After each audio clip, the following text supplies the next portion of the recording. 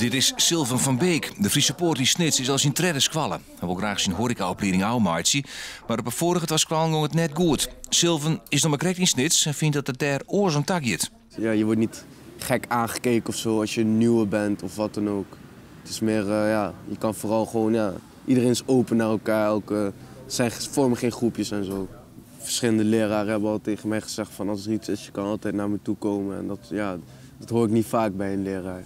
Wat voor gevoel geeft je dat? Ja, veiligheid.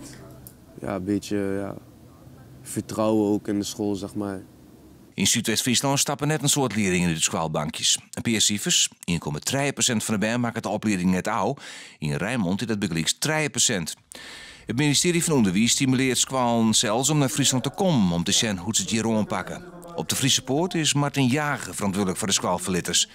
Hij denkt dat de goede resultaten te krijgen hebben, maar de beluts niet van leraren en begeleiders. Wij vinden de leerling heel erg belangrijk. Dus wij zorgen de problemen met de leerling en daar spelen we weer op in. Wij kennen onze leerling.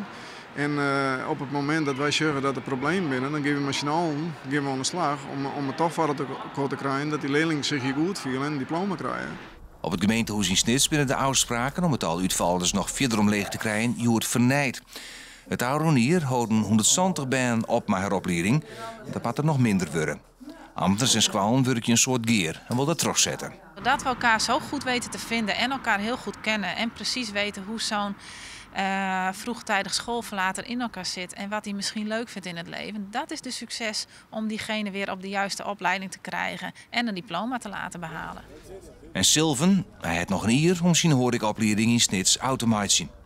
Gaat dat lukken? Ja, ik hoop wel dat het gaat. Ja, ik ga het proberen, ik ga mijn best doen.